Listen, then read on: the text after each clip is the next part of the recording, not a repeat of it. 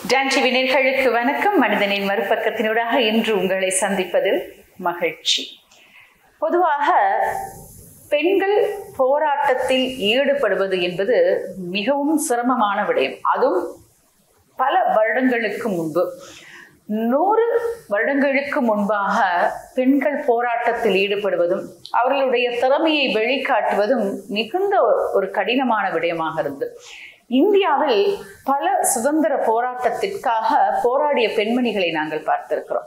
அந்த தரவரிசையில் மிகுந்த முக்கியமான இடத்தை பெற்றவர் தான் சரோஜினி நாயுடு அவர்கள். சரோஜினி நாயுடு அப்படின்னு சொன்னாலே ஒரு வீரம் மிக்க பெண்மணி அப்படின்னு சொல்லலாம். சமுதாயத்தில் பெண்களுக்கு எத்தனையோ கஷ்டங்கள் இருந்தும், எத்தனையோ விடயங்களில் அவர்கள் பின்னோக்கி இருந்தும் தன்னுடைய கனவின் மூலமாக பெண்களுடைய முன்னேற்றத்தின் பங்களிப்பு செய்தவர் அப்படின்ற விடயம் இருக்கு. இந்தியாவின் நைட்டிங்கேர்ள் அப்படின்னு இவங்களை அழைப்பாங்க. இதை விட இன்னொரு சிறப்பு இருக்கு. என்ன தெரியுமா? இவங்க சிறந்த ஒரு கவிக்குயில் அப்படின்னு கூட அழைப்பாங்க. ரொம்ப அழகா ஆங்கில கவிதைகளை எழுதக்கூடிய திறமையும் ஆற்றலும் இருந்தது. சிறு வயதிலிருந்து பயிற்சி இருந்தாலும் அவருக்கு கவிதையில் அதிகமான ஒரு ஆர்வம் இருக்கிறது அவங்க பெற்றோர்கள் கண்டுபிடிச்சிருக்காங்க. அது என்ன அப்படின்றதையும் பார்ப்போம். அதே நேரத்துல காந்தியடிகள் மீது சரோஜினி நாயுடு அவர்களுக்கு இருந்த அன்பு, அவர் மீது இருந்த மரியாதை, இது எல்லாமே சுதந்திர போராட்டத்திற்காக வழிவகுக்கக்கூடிய ஒரு காலகட்டமாகவும் அமைந்தது. அதனால நிறைய போராட்டங்கள்ல பங்கு பெற்று சிறைவாசமும் சென்றிருக்காங்க. அதற்கு பிறகு விடுதலையாகி வெளியே வந்து பல போராட்டங்களிலும் இணைந்திருக்காங்க. பல போராட்டங்களுக்காக பல மேடைகளில் பல பிரச்சாரங்களையும் செய்திருக்காங்க. இந்த வகையில அவங்களுடைய துணிச்சலான மேடை பிரச்சாரங்கள் பார்த்தீங்கன்னா இந்தியா முழுவதும் பரவலாக பேசப்பட்டபடி, அதுவும் பெண்கள் எல்லாம் அமர்ந்து கேட்கக்கூடிய அளவுக்கு அவருடைய பேச்சு இருக்கும். இத்தகைய திறமை கொண்ட சரோஜினி நாயுடு அவருடைய வாழ்க்கை எப்படி இருந்ததுன்னு பார்க்கலாமா? சரோஜினி நாயுடு அவர்களுடைய மேடை பேச்சை பலர் கேட்டு பாராட்டியிருக்காங்க. பல தலைவர்கள் அவருடைய மேடை பேச்சை கேட்டு பாராட்டிய காலகட்டமும் இருக்கு. அதே நேரத்துல பெண்களுடைய கண்ணீரை துடைக்கணும் அப்படின்னு முயற்சி பண்ணாங்க.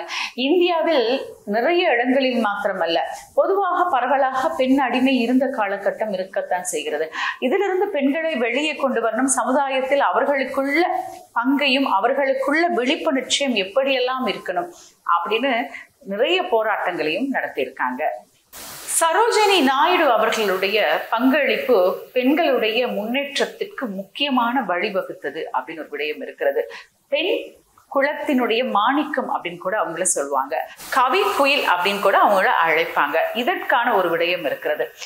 அவங்களுடைய அப்பாவுக்கு என்ன ஆசை தெரியுமா? தன்னுடைய மகள் சிறந்த ஒரு விஞ்ஞானியாக வரணும், அப்படி இல்லைன்னா கணக்கு ஆய்வாளராக வரணும் அப்படின்னு அப்பா நினைக்கிறாங்க. ஆனா இதற்கு எல்லாம் எதிர்மறையாக சரோஜினி நாயுடு அவர்களுக்கு கவிதை எழுதுவதில் தான் அதிகமான ஆர்வம் இருந்தது. ஒரு சந்தர்ப்பத்துல அவங்களுடைய பாடசாலையில அவங்களுடைய கணக்கு வாத்தியார் என்ன பண்றாங்கன்னா, ஒரு கணக்கினுடைய விளக்கத்தை சொல்லி அதற்கு சரியான விடையை கேட்கிறாங்க. இப்ப சரோஜினி நாயுடு அவர்கள் அந்த கணக்கை செய்து பாக்குறாங்க. ஆனா அவங்களுக்கு சரியான விடை வரவில்லை.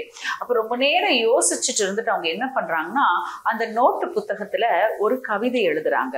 தி லேடி ஆஃப் தி லேக் அப்படின்றதுதான் அந்த கவிதையின் தலைப்பு. இதை பார்த்து விட்டு அவங்களுடைய அப்பாவுக்கு மனசுல என்ன தோணுது அப்படின்னா, தன்னுடைய மகளுக்கு கணிதம் அறிவியலை விட கவிதை தான் அதிகமா வருது அப்படின்றதுனால கவிதை அழகாக எழுதுவதற்கும் அதற்கான சரியான பாதையை தேர்வு செய்து கொடுக்கணும் அப்படின்னு முடிவு பண்ணி சரோஜினி நாயுடு அவர்களை வளமான கவிதைகளை எழுதுவதற்கான பலவிதமான நடவடிக்கைகளை அவங்க அப்பா ஏற்படுத்தி கொடுக்குறாங்க. சரோஜினி அவர்களுடைய தந்தையின் பேர் அகோரநாத் சட்டோபத்யாயா என்பதாகும். தாயார் பேர் பார்த்தீங்கன்னா வரதக சுந்தரி. சரோஜினியின் பெற்றோருக்கு மொத்தம் 8 குழந்தைகள். இக்குழந்தையில மூத்தவர் சரோஜினி 1879 பிப்ரவரி 13ஆம் தேதி ஹைதராபாத் மாநகரில் பிறந்திருக்காங்க சரோஜினி அவர்கள். சரோஜினியின் தந்தையார் பார்த்தீங்கன்னா சமஸ்கிருதம், ஆங்கிலம், பிரெஞ்சு, ஜெர்மனி, ரஷ்ய மொழி போன்றவற்றில் மொழி திறமை, மொழி புலமை பெற்றவர் அப்படின்னு சொல்லலாம். சரோஜினி அவருடைய மூத்த சகோதரர் வீரேந்திரநாத் 16 மொழிகளில் சிறந்து விளங்கினார். அதே நேரத்தில் அகோரநாத் 1877ஆம் ஆண்டில் எடின்பர்க் பல்கலைக்கழகத்தில் அறிவியல் டாக்டர் பெற்றவர் என்பது ஒரு சிறப்பான விடயம். பின்னர் 1878 இந்தியாவுக்கு திரும்பி ஹைதராபாத்தில் வசிக்க ஆரம்பிக்கிறாங்க. அங்க ஒரு பள்ளியை துவக்கி சில காலத்திற்கு பின்னர் ஹைதராபாத் கல்லூரியை தொடங்கினாங்க. அக்கல்லூரியின் முதல்வர் பொறுப்பையும் ஏற்று பணியாற்றாங்க. இது மட்டுமன்றி இவர் பெண்களின் கல்வி முன்னேற்றத்தில் பெரும் ஆர்வம் கொண்ட உஸ்மானியா பல்கலைக்கழகத்தின் ஒரு பகுதியாக பெண்கள் கல்லூரி ஒன்றையும் ஏற்படுத்துறாங்க. சரோஜினி அவருடைய தாயார் பார்த்தீங்கன்னா வரத சுந்தரி அவர்கள் பெங்காலி மொழியில கவிதை எழுதக்கூடியவங்க. இவங்களுக்கு சமஸ்கிருத மொழியும் நன்கு தெரியும். சரோஜினியும் ஒரு சகோதரனான ஹரிந்திரநாத்தும் ஒரு கவிஞராகவும் நாடக நடிகராகவும் திகழ்ந்தாங்க. சரோஜினி அவர்கள் கல்வியில் அதிகமான ஆர்வம் இருந்தது, கவிதைகளை எழுதுவதிலும் அதிகமான நாட்டம் இருந்தது அப்படின்னு கண்டுபிடித்த அவருடைய அப்பா சரோஜினி அவர்களை 1895 இங்கிலாந்துக்கு அனுப்புறாங்க.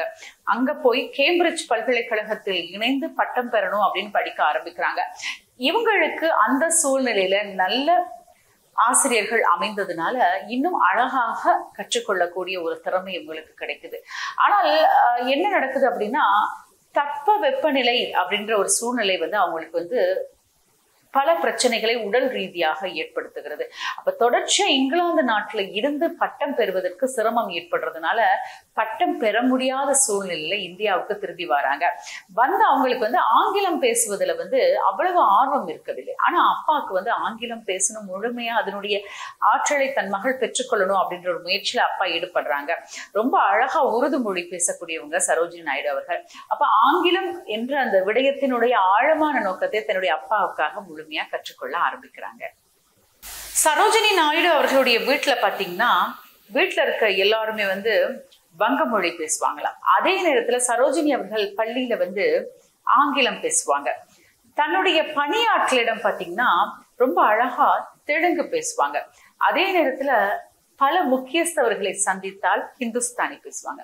அப்போ பல மொழிகளில் தேர்ச்சி என்பது ரொம்ப அழகா அவங்களுக்கு ஏற்படுது.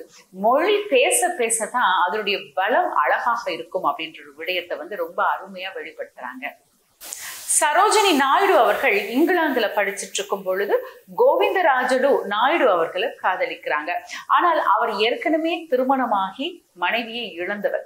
அப்போ சரோஜினி நாயுடு அவர்களுடைய அப்பாவுக்கு இந்த காதலில் விருப்பம் இருக்கவில்லை. ஆனால் 3 ஆண்டுகள் காத்திருந்து 1898 காதலித்தவரையே கரம் பிடிக்கிறாங்க.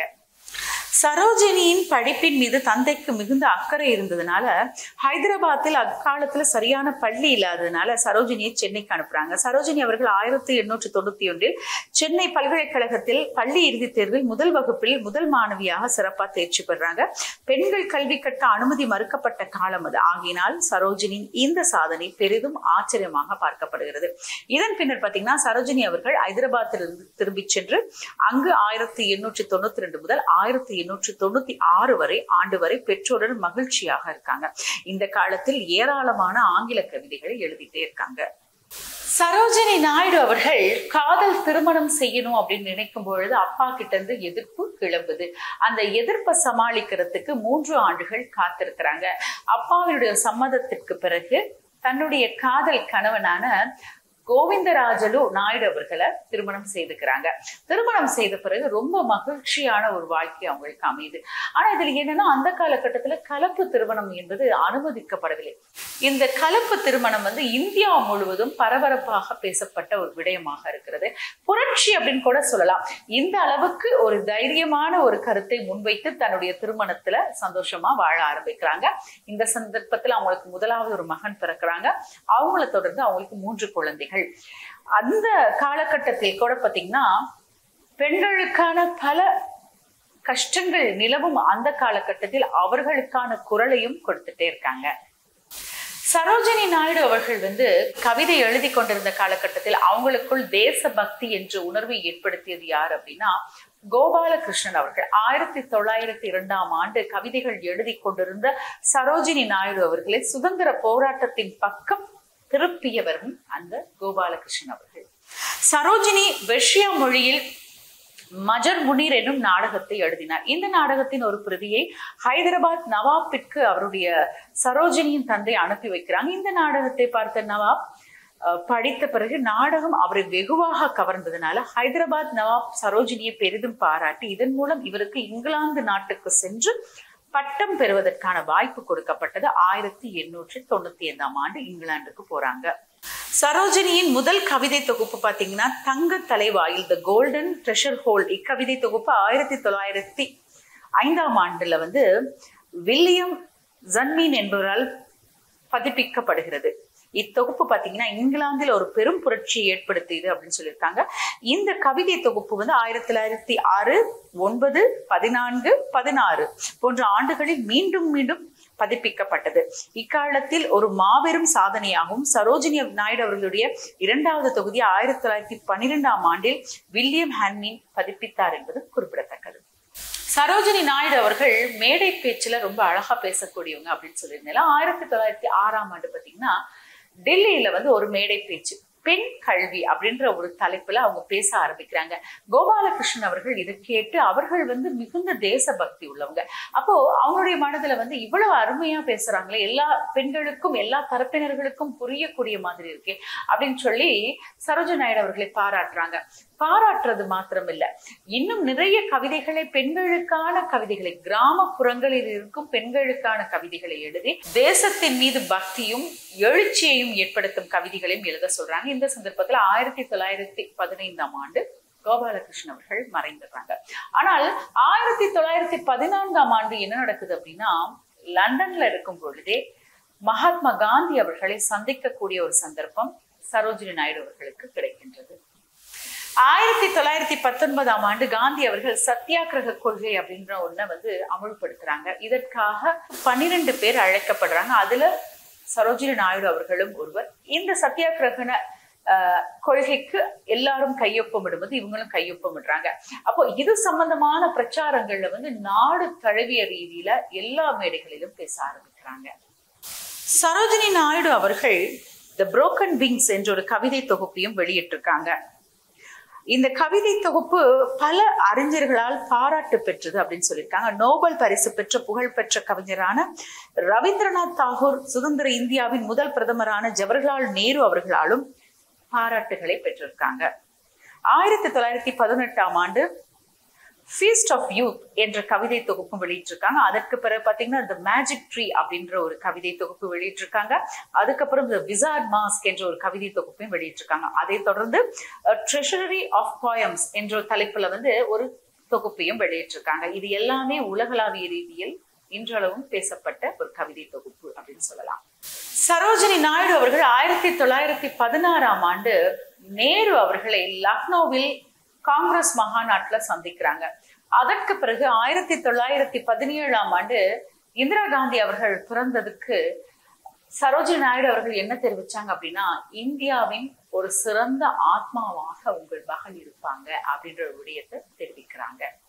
காஞ்சிபுரம் நகரில் 1918 தமிழ் மாநில அரசியல் மாநாடு ஒன்று நடைபெறுகிறது. இம்மாநாட்டிற்கு தலைமை வகித்த சரோஜினி கருத்தாள் மிக்க சொற்பொழிவை ஆற்றியிருக்காங்க. அதற்கு பிறகு 1921ஆம் ஆண்டு அகமதாபாத்தில் காங்கிரஸ் மகான் நடைபெறுகிறது. இந்த மகாநாட்டில் தலைமை ஏற்றிருந்த சித்ரஞ்சன் தாஸ் அவர்களால் மகாநாட்டுக்கு வர இயலாது ஒரு சூழ்நிலை ஏற்படுகிறது. எனவே அவர் எழுதி அனுப்பிய தலைமை உரையினை மகாநாட்டிற்கு வந்திருந்த பல தலைவர்களின் முன்னில் சரோஜினி அவர்கள் படித்து வெளியிடுறாங்க.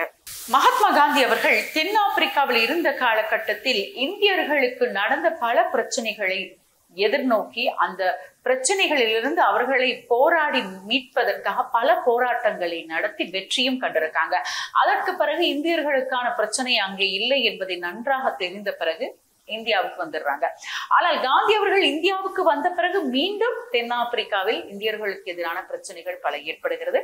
இந்த சூழ்நிலையில தேசிய காங்கிரஸ் என்ன பண்றாங்க அப்படின்னா, சரோஜினி நாயுடு அவர்கள் 1924ஆம் ஆண்டு தென்னாப்பிரிக்காவுக்கு அனுப்புறாங்க. அங்க போய் இந்தியர்களுடைய உரிமை, அவர்களுக்கு ஏற்பட்டிருக்கும் பிரச்சனைகளை எல்லாமே பேசி பல வழிகளில் போராட்டங்களை நடத்தி, அந்த நேரத்துல பாத்தீங்கன்னா வெள்ளையர்கள் என்னென்ன கஷ்டங்களை கொடுத்தாங்க அப்படின்றதெல்லாம் பார்த்து அதற்கான விடயங்களை எதிர்நோக்கி பல இடங்களில் தைரியமாக பேசி பல பிரச்சனைகளிலிருந்து இந்தியர்களுடைய பிரச்சனையை பிரித்து எடுத்து பார்க்கக்கூடிய அளவுக்கு சரோஜினி நாயுடு அவர்கள் அவர்களை ரொம்ப அழகா அருமையா அங்க வாழ்வதற்கான சூழ்நிலையும் ஏற்படுத்திட்டு வராங்க. சரோஜினி நாயுடு அவர்கள் 1925ஆம் ஆண்டு பாத்தீங்கன்னா காங்கிரஸ் மகாநாட்டுல தேசிய அளவிலே தலைவர் அப்படின்ற ஒரு பொறுப்பு அவங்களுக்கு வழங்கப்படுகிறது. அப்போ இதற்கு பிறகு பாத்தீங்கன்னா நிறைய இடங்கள்ல வந்து பிரச்சாரங்கள்ல இன்னும் அழகா அருமையா அவங்க வந்து பங்கு பெறாங்க. துணிச்சலா பல விடயங்களை முன்வைக்கிறாங்க. அந்த சந்தர்ப்பத்துல அவங்க என்ன சொல்றாங்கன்னா, விடுதலை போரில் அச்சம் என்பது மன்னிக்க முடியாத ஒரு துரோகம் அப்படின்ற ஒரு கருத்தை முன்வைக்கிறாங்க. அச்சம் என்பது இருக்கக்கூடாது, துணிச்சலாக பல போராட்டங்களில் ஈடுபடணும், பெண்களும் இதில் இணைந்து கொள்ளணும் அப்படின்ற ஒரு கோரிக்கையை முன்வைக்கிறாங்க. சரோஜினி நாயுடு அவர்கள் மீண்டும் 1928ஆம் ஆண்டு மகாத்மா காந்தி அவர்களுடைய கோரிக்கையை ஏற்று அமெரிக்கா பயணம் ஆறாங்க. அங்க போய் என்ன பண்றாங்கன்னா, இந்தியர்கள் எதிர்நோக்கும் பிரச்சனைகள் என்ன அப்படின்னு பார்த்து அவர்களுக்கு சாதகமான விடயங்களை பேசி தீர்த்து மீண்டும் நாடு திரும்புறாங்க. மகாத்மா அவர்கள் 12 மார்ச் 1930ஆம் ஆண்டில் உப்பு சத்தியாகிரகண போரை தொடங்கினாங்க. இந்த நாளில் தனது தண்டி யாத்திரையையும் துவங்கினாங்க. 5 ஏப்ரல் 1930 பாத்தீங்கன்னா தண்டியை சென்று அடைந்தார். இந்த யாத்திரையில வந்து பெண்கள் கலந்து கொள்ள வேண்டாம் என்று மகாத்மா அவர்கள் கூறியிருந்தாங்க. சரோஜினி அவர்கள் முன்னதாகவே தண்டி கடற்கரைக்கு சென்று காத்திருந்தாங்க அப்படின்னு சொல்லப்பட்டிருக்கு. காந்திஜி உடன் வந்தவர்களுக்கு தண்டி கடற்கரையில் உப்பு சட்டத்தை மீறினார்கள். அப்போது சரோஜினி வாழ்த்து கூறினாங்க. காந்திஜி கைது செய்யப்பட்டார். இதை அடுத்து சில முக்கிய தலைவர்களும் ஆயிரக்கணக்கான தொண்டர்களும் கைது செய்யப்படுறாங்க.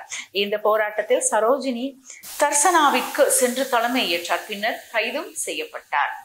சரோஜினி நாயுடு அவர்களுடைய வளர்ச்சி உலகம் முழுவதும் மிகுந்த அளவிலே பரபரப்பாக பார்க்கப்படுகின்ற சூழ்நிலையில் 1931ஆம் ஆண்டு லண்டன்ல பாத்தீங்கன்னா வட்ட மேஜை மகாநாடு அப்படின்னு ஒரு மகாநாடு ஏற்பாடு செய்யப்பட்டிருக்கு.